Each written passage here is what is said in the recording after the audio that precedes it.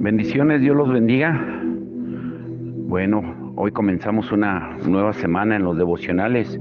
Yo espero de que la predicación estudio que estudiamos acerca del Dios que fabricamos nos ayude a entender lo que veremos durante esta semana, y es acerca de el alma. Estaremos viendo temas tan interesantes como hoy veremos la liberación del pecado y la vida del alma. Y necesitamos entender una cosa. Romanos 6 establece el fundamento de la liberación del pecado para el cristiano. Y esa liberación Dios la proporciona a todos los creyentes. Todos pueden entrar en ella. Además, debe quedar perfectamente claro que esa liberación del poder del pecado puede ser experimentada en el mismo momento en que un pecador acepta al Señor como Jesús y Salvador y nace de nuevo. No tiene que esperar a ser un creyente de años y haber sufrido multitud de derrotas antes de que pueda recibir este evangelio. La demora, la tardanza en aceptar el evangelio, según Romanos 6, es debida o bien a haber oído un evangelio incompleto o a la mala voluntad de aceptarlo por completo y rendirse a él de modo total. En realidad, esta bendición debería ser la posesión común de todos los cristianos nacidos de nuevo. En el capítulo 6 de Romanos empieza con una llamada a recordar, no a anticipar, sino dirige nuestra atención al pasado, a lo que ya es nuestro. Dice, conocedores de esto, que nuestro viejo hombre fue crucificado juntamente con él, para que el cuerpo de pecado sea reducido a la impotencia, a fin de que no sirvamos más al pecado. Romanos 6:6. Y en este versículo encontramos tres elementos principales. Número 1, pecado, y habla en singular. Número 2, viejo hombre. Y número 3, cuerpo, el cuerpo del pecado. Estos tres elementos son muy diferentes en naturaleza y juegan papeles únicos en el acto de pecar. El pecado aquí es lo que comúnmente es llamado la raíz del pecado. La Biblia nos informa que antes éramos esclavos del pecado. El pecado era nuestro amo. Primero, pues, debemos de reconocer que el pecado tiene poder, porque nos hace esclavos y emite este poder de modo incesante para arrastrarnos a obedecer a su viejo hombre, de modo que podamos pecar. El viejo hombre representa la suma total de todo lo que heredamos de Adán. Podemos reconocer al viejo hombre sabiendo lo que es el nuevo hombre, porque todo lo que no es del nuevo hombre debe pertenecer al viejo. Nuestro nuevo hombre abarca todo lo que fluye como nuevo del Señor cuando tiene lugar nuestra generación o regeneración, perdón. De ahí que el viejo hombre da evidencia de todo lo que en nuestra personalidad está fuera de la nueva personalidad, o sea, lo que pertenece a la vieja naturaleza. Y pecamos porque este viejo hombre ama al pecado y está bajo su poder. En cuanto al cuerpo del pecado, se refiere a nuestro cuerpo. Esta parte corporal del hombre ha pasado a ser un actor o títere de todo nuestro pecar. Es llamado el cuerpo del pecado porque está sometido a sí mismo al poder del pecado, cargado plenamente con los deseos carnales y de pecado. Y es por medio de este cuerpo que el pecado consigue expresarse, porque de otro modo sería un poder invisible. Para recapitular, pues, el pecado es el poder que nos arrastra a pecar. El viejo hombre es la parte no corporal que heredamos de Adán. Podríamos llamar las concupiscencias, los deseos. El cuerpo del pecado es el elemento corporal que heredamos de Adán, nuestro cuerpo físico, que es el que ejecuta el pecado. Y el proceso de pecar sigue este orden. Primero, el pecado. Luego, el viejo hombre, el deseo. Y finalmente, el cuerpo lo ejecuta. El pecado emana su poder para atraer al hombre e inducirle a pecar. Y como el viejo hombre se deleita en el pecado, Él condona el pecado y se amolda a él. Instiga al cuerpo a pecar, por lo cual el cuerpo sirve como títere y en realidad practica el pecado. Y es por medio de esta conjunción de estos tres elementos que se comete el pecado. Y están presentes en todo momento porque tenemos la compulsión del poder del pecado, la inclinación del viejo hombre y la práctica del cuerpo. Ahora, muy atentos aquí, ¿cómo puede el hombre entonces ser librado del pecado? Algunos tienen mucha teoría y teorizan que como el pecado es la primera causa, debe ser aniquilado a fin de obtener la victoria. En consecuencia, ellos dicen que debe ser extirpado, que tiene que haber una extirpación de pecados. Y una vez que ha sido arrancada la raíz del pecado, creen que nunca más vamos a pecar y evidentemente seremos santificados. Otros dicen que debemos someter el cuerpo si deseamos vencer al pecado, porque pues que no es nuestro cuerpo, dicen, el que practique el pecado. Y así que surge en el cristiano o en los cristianos un grupo de personas que fomentan el ascetismo y creen que entre más alejados vivan de la gente pecadora, más santos serán. Y usan muchas técnicas para suprimirse a sí mismos, porque consideran que una vez que hayan vencido lo que su cuerpo quiere hacer, serán santos. El método de Dios no es ni lo uno ni lo otro. Romanos 6:6 es muy transparente en cuanto a su método. Él ni arranca de cuajo la raíz del pecado dentro del ser humano, ni suprime el cuerpo por fuera, sino que Dios trata con el viejo hombre que está en medio. Ahora, el Señor Jesús, al ir a la cruz, llevó sobre sí no solo nuestros pecados, sino todo nuestro ser. Pablo enunció este hecho al proclamar que nuestro viejo hombre ha sido crucificado con él. El verbo crucificado en el original está en un tiempo que se le llama aoristo, lo cual quiere decir que nuestro viejo hombre fue una vez y para siempre crucificado con él. Como la cruz de Cristo es un hecho consumado, así también nuestro ser crucificado con él es asimismo un hecho consumado. ¿Y quién puede poner en duda la realidad de la crucifixión de Cristo? ¿Por qué pues deberíamos dudar de la realidad de la crucifixión de nuestro viejo hombre? Muchos creyentes, al oír la verdad de la muerte con él, inmediatamente asumen o piensan que han de morir. Así que hacen todo lo posible para crucificarse ellos mismos. O bien no tienen la revelación de Dios o la falta de fe, y es lo que explica su actitud. Y no solo hacen esto ellos mismos, sino que enseñan a otros a hacerlo también. Y los resultados son demasiado evidentes. No tiene poder para ser librado del pecado su viejo hombre. Según ellos mismos se dan cuenta y no van a morir. Y esto es un grave error de juicio.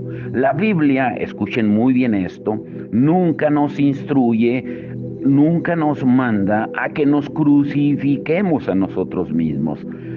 Nos dice lo opuesto. Se nos enseña que cuando Cristo fue al Calvario, nos llevó a nosotros y ahí nos crucificó.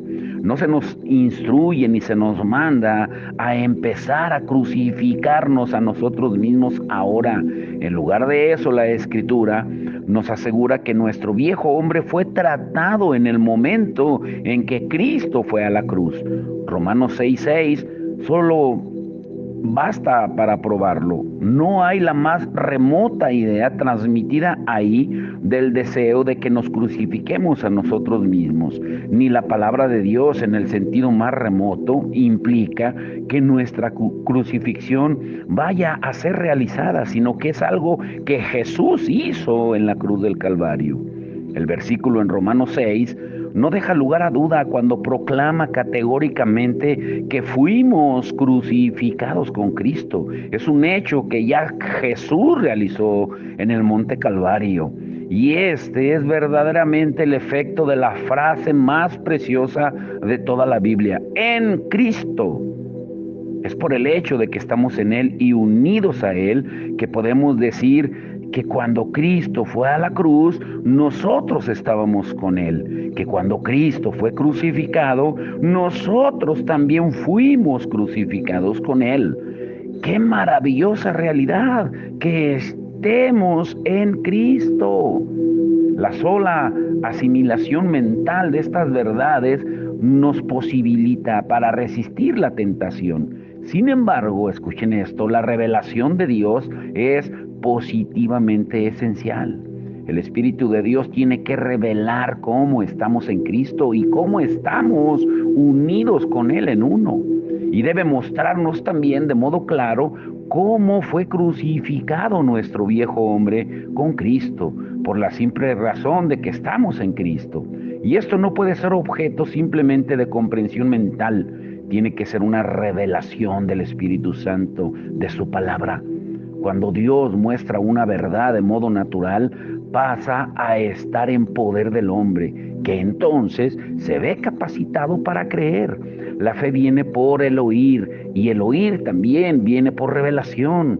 Sin la última, la primera es imposible. Y esto explica por qué muchos no tienen fe, porque aunque mentalmente entienden, no tienen la revelación de Dios. Por lo tanto, oremos hasta que Dios nos conceda revelación, de modo que sabiendo esto en nuestro espíritu, podamos confesar verdaderamente que nuestro viejo hombre ha sido crucificado con Él. ¿Y cuál es la consecuencia de la crucifixión de nuestro viejo hombre? De nuevo, la respuesta nos viene de modo inequívoco para que el cuerpo de pecado pueda ser reducido a la impotencia. Otra traducción es marchito o bien sin ocupación. Anteriormente, cuando el pecado estimulaba a nuestro viejo hombre, respondía y por consiguiente el cuerpo ejecutaba el pecado. Pero con la crucifixión del viejo hombre y su sustitución por el nuevo hombre, el pecado puede todavía estar hurgando dentro de nosotros e intentar hacer presión, pero va a fallar en encontrar el consentimiento del viejo hombre para que se le conduzca al pecado. El pecado ya no puede tentar al creyente porque es un nuevo hombre. El viejo hombre ha muerto. La ocupación del cuerpo era antiguamente la de pecar, pero este cuerpo del pecado ahora está sin ocupación, puesto que el viejo hombre ha sido puesto de lado, ya no es capaz de pecar y por ello se le niega su ocupación. Por eso, esto es lo que nos enseña Romanos 6. ¿Por qué crucifica Dios a nuestro viejo hombre con Cristo y deja a nuestro cuerpo físico sin ocupación? Su propósito es que ya no sirvamos más al pecado. Lo que Dios ha hecho en este sentido hace posible que nosotros ya no caigamos, que no cedamos a partir de entonces a la presión del pecado ni estemos atados por su poder. El pecado ya no va a ejercer dominio sobre nosotros. Por eso debemos de alabar a Dios por esa liberación. Ahora, hay unos puntos esenciales. ¿Cómo vamos a entrar en esta bendición? Hay dos elementos indispensables. Primero, dice Romanos 6:11, considérense muertos al pecado, pero vivos para Dios en Cristo Jesús, Señor nuestro. Este es el punto esencial de la fe. Cuando Dios declara que nuestro viejo hombre fue crucificado con Cristo, creemos su palabra y nos consideramos muertos. ¿Y cómo morimos pues? Pues nos consideramos muertos para el pecado. Cuando Dios afirma que nosotros hemos resucitado con Cristo de nuevo, confiamos en su palabra y nos consideramos vivos. ¿Cómo pues vivimos? Pues nos consideramos vivos para Dios. Este considerar no es otra cosa que el creer a Dios según lo que Él dice en su palabra. Cuando Dios dice que nuestro viejo hombre fue crucificado, nos consideramos muertos. Y cuando Él insiste en que estamos vivos, pues nos consideramos vivos. El fallo o la falla de muchos se encuentra en el deseo de sentir, de ver, de experimentar esta crucifixión y esa resurrección antes de confiar en la palabra de Dios. Recuerden el estudio que vimos. Por la fe Abraham obedeció sin saber a dónde iba. O sea, muchas veces queremos ver, sentir antes de obedecer. Y no se dan cuenta de que Dios ya lo ha hecho en Cristo y que con tal que ellos creyeran su palabra, considerando lo que Él dice, lo ha hecho de verdad. El Espíritu Santo dará la experiencia. Su Espíritu nos comunicará lo que es en Cristo. El segundo punto es, dice Romanos 6:13, ni tampoco presentéis vuestros miembros al pecado como instrumentos de iniquidad, sino presentaos vosotros mismos a Dios como vivos de entre los muertos, y vuestros miembros a Dios como instrumentos de justicia. Este es el punto esencial de la consagración. Si persistimos aferrados a algo que Dios quiere que soltemos, el pecado tendrá dominio sobre nosotros y nuestras consideraciones serán inútiles. Si fallamos en ceder nuestros miembros como instrumentos de justicia para decir y hacer lo que Él desea e ir ahí donde nos dirige, no tenemos por qué sorprendernos si no somos librados del pecado todavía. Siempre que nos neguemos a renunciar a algo u ofrecemos resistencia a Dios, el pecado va a volver a su antiguo dominio.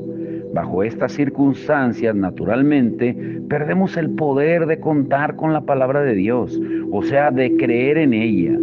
En nuestro cese de ejercitar la fe y el considerar, ¿podemos decir aún que nuestra posición sigue aún en Cristo?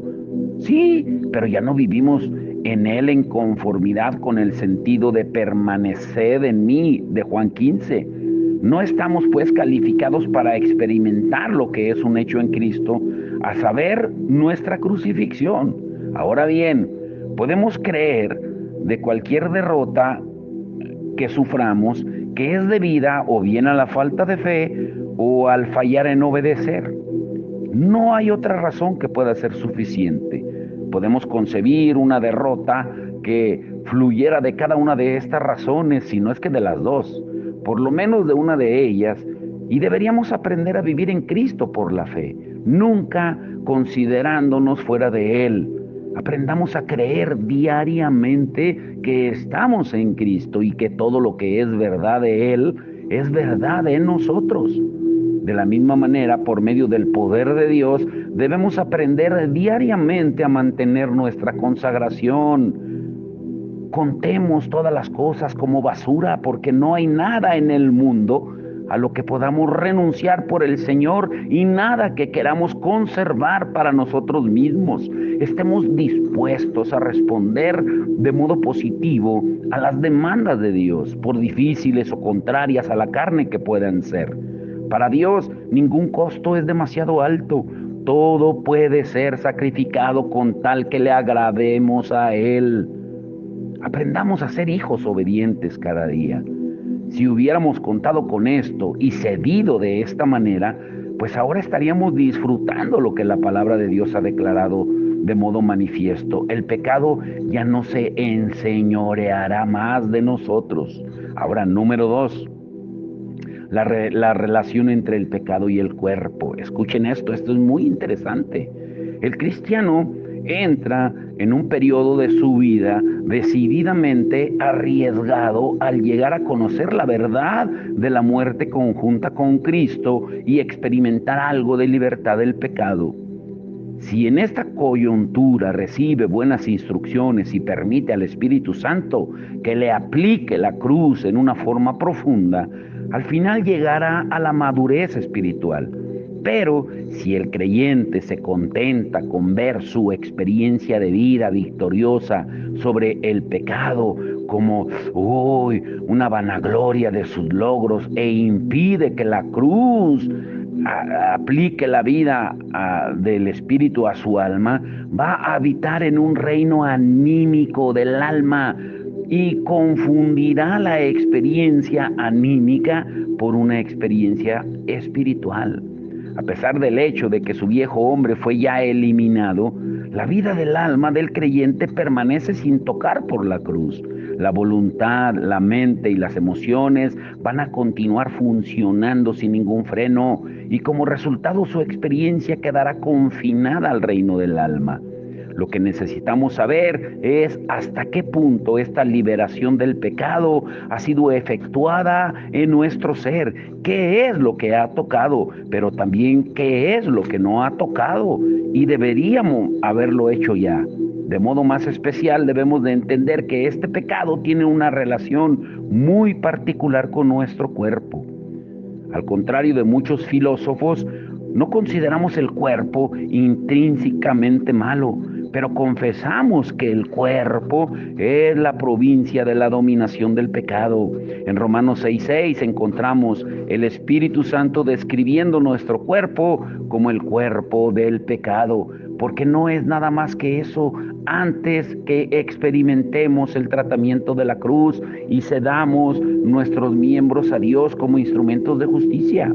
El pecado se ha apoderado de nuestro cuerpo y le ha forzado a la servidumbre y pasa a ser la fortaleza del pecado, su instrumento y su guarnición, y por tanto no hay designación más apropiada que la de cuerpo de pecado. Una lectura cuidadosa de Romanos capítulo 6 al 8 nos habla de la liberación del pecado y nos revela no solo cuál es la relación del cuerpo al pecado, sino también que es la perfecta salvación de Dios al liberar por completo nuestro cuerpo de servir al pecado para que le sirva a Él. En Romanos capítulo 6, el apóstol hace estas afirmaciones. Romanos 6:6, para que el cuerpo del pecado sea reducido a la impotencia. Romanos 6:12, no reine pues el pecado en vuestro cuerpo mortal, de modo que lo obedezcan en sus concupiscencias, en sus deseos carnales inmorales. Romanos 6:13, ni tampoco presenten sus miembros del cuerpo al pecado como instrumentos de maldad. Romanos 6:13, presenten sus miembros a Dios como instrumentos de justicia. Y en el capítulo 7 de Romanos, Dios emplea a Pablo para hablar del cuerpo en los siguientes términos. En Romanos 7:5 dice, actuaban en nuestros miembros. Romanos 7:23, veo en mis miembros otra ley. Romanos 7:23, haciéndome cautivo de la ley del pecado que está en mis miembros. Romanos 7:24, ¿quién me librará de este cuerpo de muerte? En Romanos capítulo 8, las declaraciones del Espíritu Santo a través de Pablo son muy claras. En Romanos 8:10, vuestro cuerpo en verdad está muerto a causa del pecado. Romanos 8:11, vivificará también vuestros cuerpos mortales por medio de su Espíritu que habita en nosotros. Romanos 8:13, ni si por el Espíritu hacéis morir las obras de la carne, viviréis. Romanos 8:23, la redención de nuestro cuerpo. Por medio de estas escrituras podemos empezar a discernir el interés particular de Dios con referencia a nuestro cuerpo. Dios sabe muy bien que el cuerpo es la esfera especial de la operación del pecado, y lo sabe también porque Él fue el que nos diseñó con un espíritu, un alma y un cuerpo. Y el hombre ha pasado a ser esclavo del pecado porque su cuerpo es un títere del pecado. Pero en el momento en que su cuerpo queda sin ocupación para el pecado, la persona deja de ser su esclavo. Un hombre que ha sido liberado de esta manera, en realidad experimenta la liberación en su cuerpo, de su poder y de su influencia. El propósito de crucificar al viejo hombre es dejar en libertad al cuerpo del dominio del pecado. Habiendo sido crucificado él con el viejo hombre, como el socio del pecado y con el nuevo hombre ocupando su lugar, el poder del pecado sobre el cuerpo está quebrantado, porque sin la cooperación del viejo hombre, el pecado no puede usar directamente al cuerpo.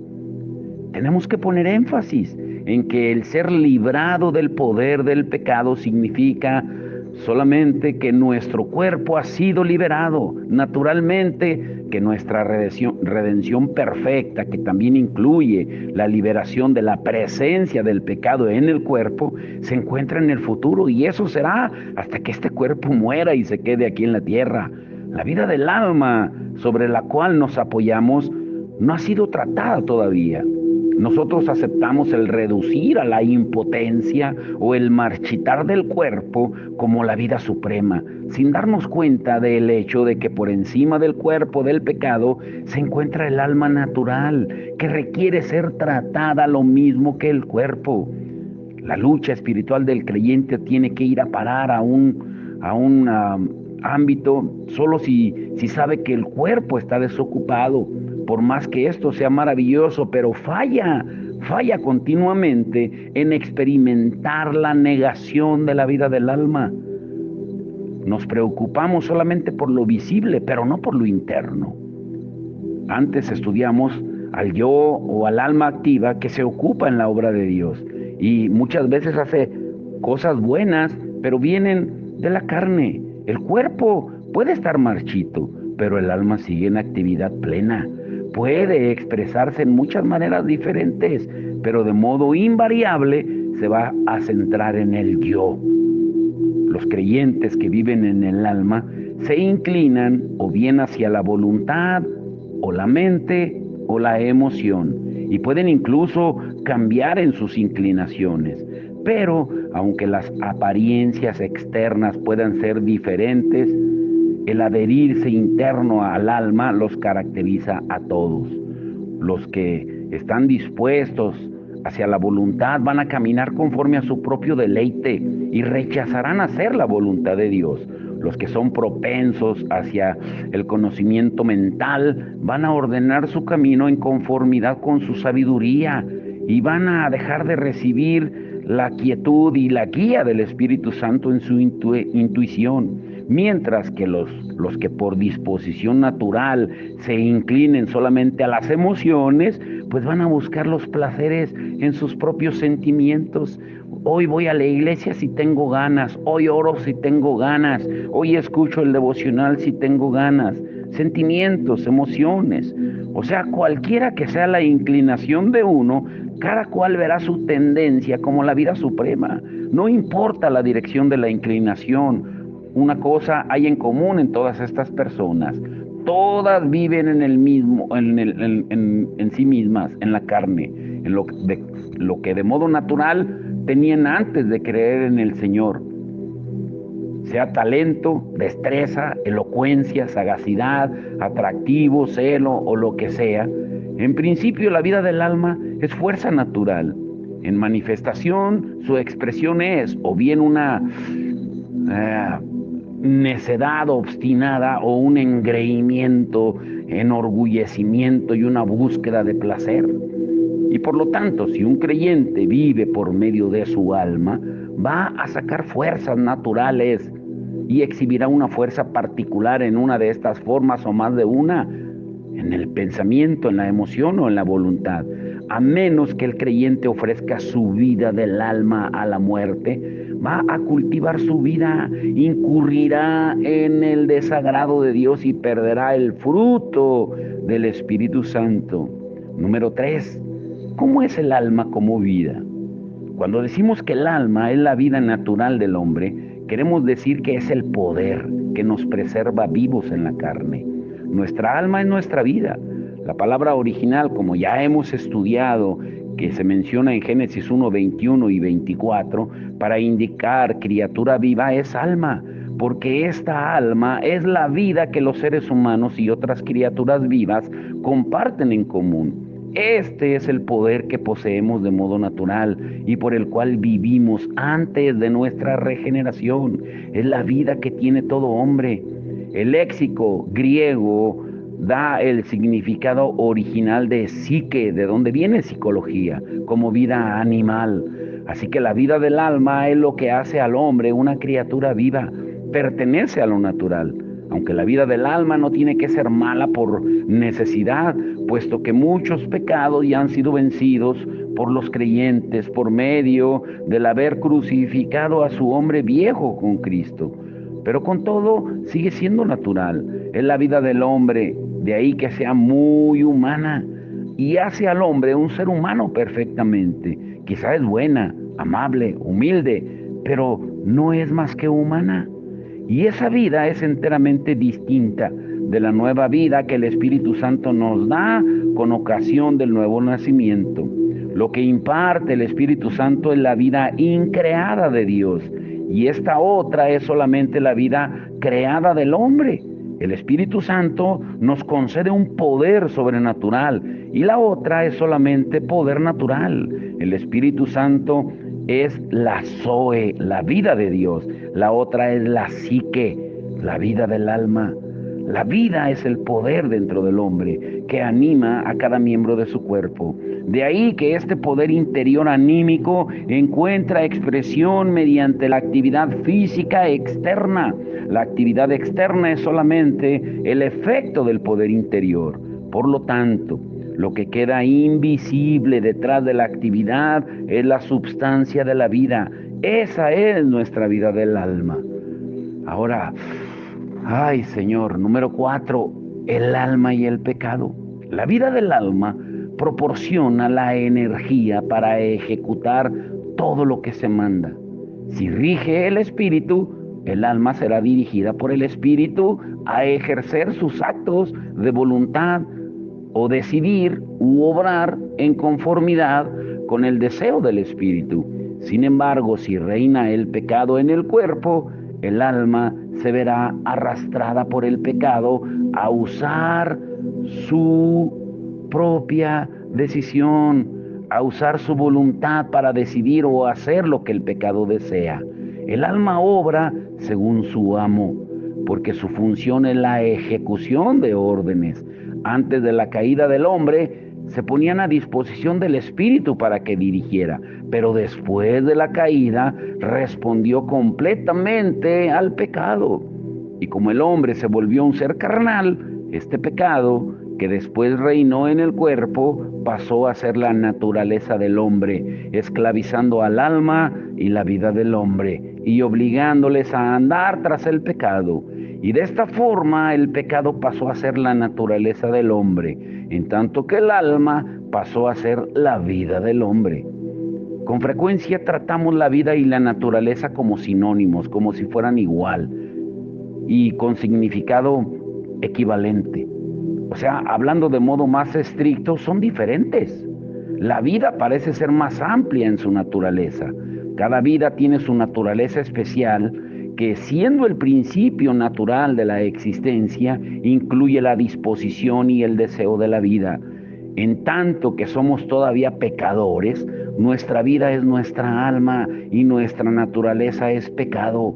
Por medio del alma vivimos y la disposición y deseo de nuestra vida están en conformidad con el pecado. Podemos decirlo de otra manera.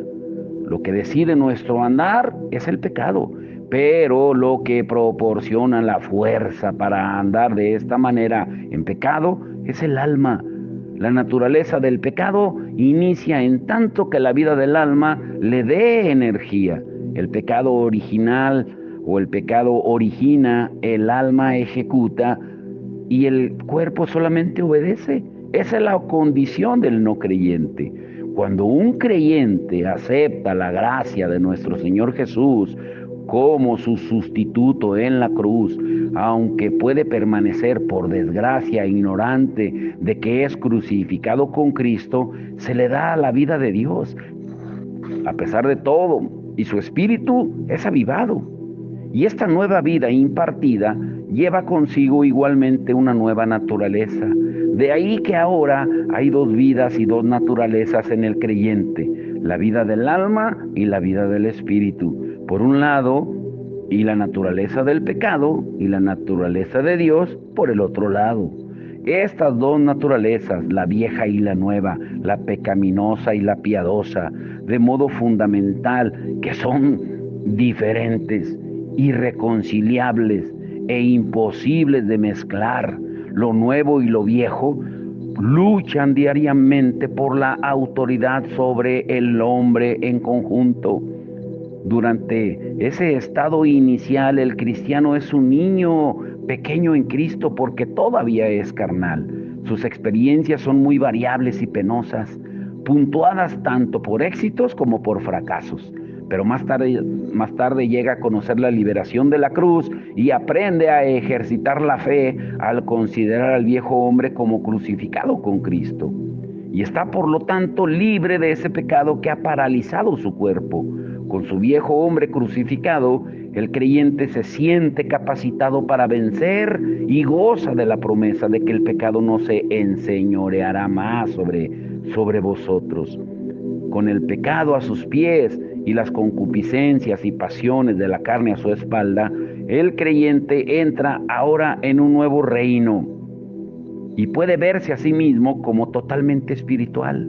Cuando vuelve la mirada a los otros que siguen en las redes del pecado, no puede por menos que sentirse aliviado y maravillarse de cómo ha podido alcanzar la cumbre, la libertad de la vida espiritual. Y poco se da cuenta de que lejos de ser completamente espiritual, todavía sigue siendo parcialmente carnal, porque todavía está en este cuerpo de muerte. Ahora, quiero dejarlos con esto para no dar tanta información, pero mañana veremos cómo es un cristiano anímico y uno carnal. ¿Cómo es la diferencia? ¿Cuáles las diferencias palpables? Porque Pablo menciona que hay dos tipos de creyentes, los espirituales y los carnales. Ya hemos estudiado un poco, pero mañana vamos a profundizar más. Vamos a orar. Padre, en el nombre de Jesús, te damos gracias por tu palabra, Señor. Señor, porque no queremos ser creyentes anímicos del alma, que se dejan llevar solamente por el yo pienso, el yo siento, el yo quiero, sino rendir nuestra voluntad a ti. Esa es la verdadera santidad. Como tú lo dices, Señor, en Hebreos 17, cuando Jesús dijo, yo he venido a hacer tu voluntad, que nosotros tengamos el mismo sentir, como dice tu palabra, es lo que nos motiva, lo que nos dice tu palabra, que tengamos el mismo sentir que tuvo nuestro Señor Jesucristo, que no se aferró el ser igual a Dios, sino que se humilló, porque el Hijo del Hombre no vino a ser servido, sino a servir. Que pongamos a disposición nuestra alma a tu espíritu para que sea guiada, para que seamos conformados a tu imagen moral, tu imagen de personalidad, no imagen física, porque tú eres espíritu, pero sí a tu imagen espiritual con todos los atributos morales y espirituales. Señor, danos entendimiento a que dejemos esa vida del alma, que no seamos cristianos almáticos, Señor, y que podamos entender la liberación del pecado y la vida del alma que nos lleva a una vida de libertad. Es tiempo, Señor, de que experimentemos, Señor, la verdadera victoria, guiados por ti, que veamos los peligros de la vida del alma, que llevemos, Señor, nuestra alma diariamente a la cruz, como tú lo dijiste, que tomáramos la cruz diariamente, y se refiere al yo, a crucificar, a llevarlos a la cruz, porque ya están crucificado nuestro viejo hombre. Nuestro viejo hombre no es otra cosa que mis pensamientos, mis sentimientos, mi voluntad, porque ahora te pertenecen a ti, Señor, y tú ya los crucificaste en la cruz del Calvario. Que cada día podamos someter nuestra voluntad, nuestros sentimientos y pensamientos y llevarlos a la cruz bajo la guianza y el poder de tu Espíritu Santo. Ese es nuestro anhelo, Señor. Te damos toda la gloria y toda la honra, Señor. Señor, y te rogamos, te imploramos, Señor, que nos abras el entendimiento a cada uno de nosotros, que podamos pelear la buena batalla de la fe. En el nombre de Jesús. Amén y amén.